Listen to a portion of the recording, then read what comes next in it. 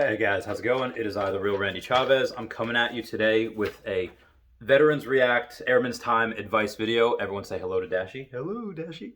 All right, so there's a couple of things that came on my timeline this morning from Facebook, and it happened to be when I got senior airman below the zone.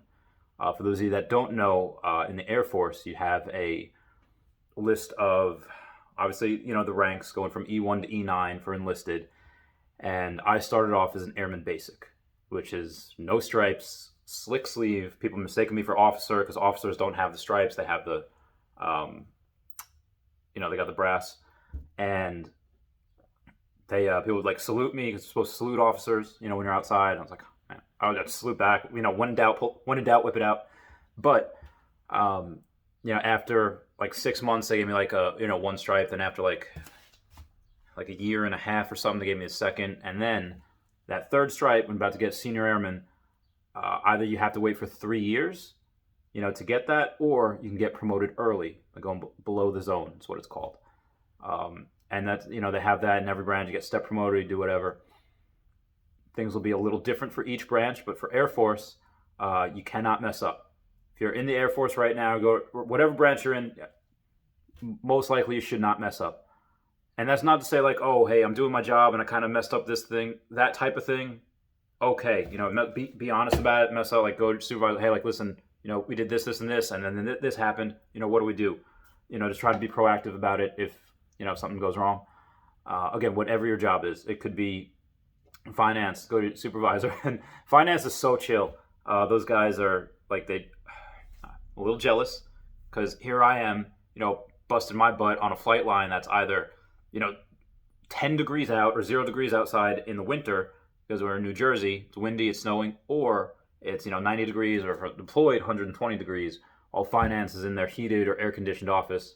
So I'm a little jealous, but they're so chill. That job is easy. They don't work half the time. They're always training, doing whatever.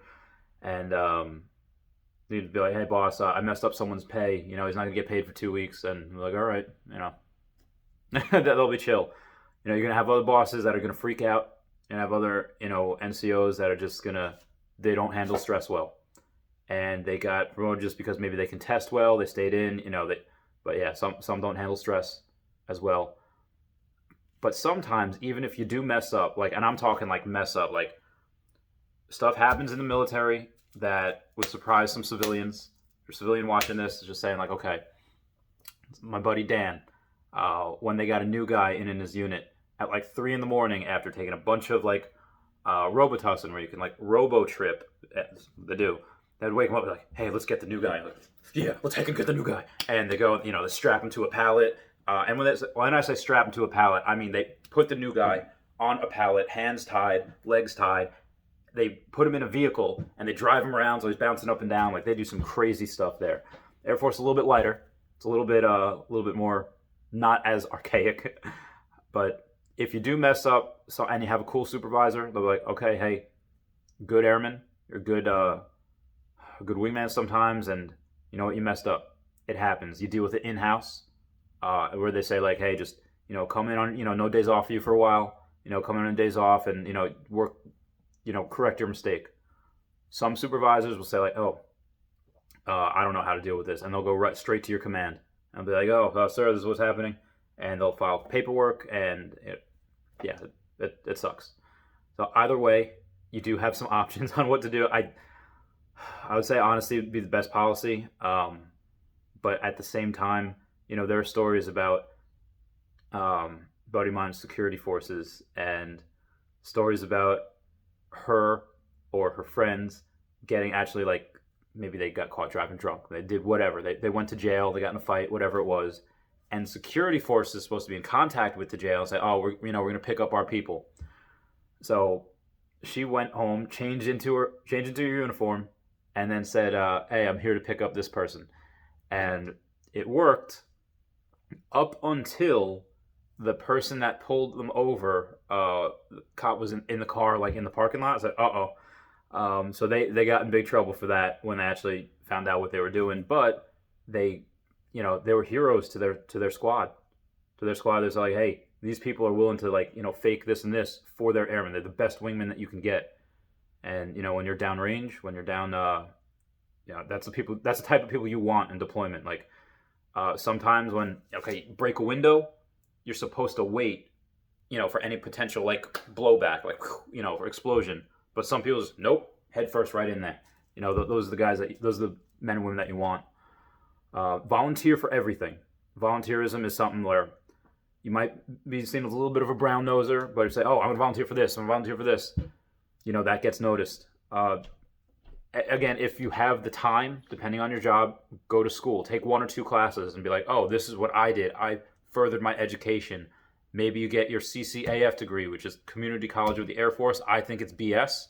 Personally, I don't think that really helps you in real life, anywhere outside of maybe getting a promotion.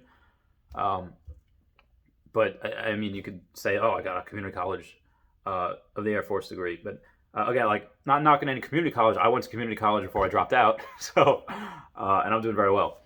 But in the Air Force, yeah, that's something. Going to school is something that's seen very well.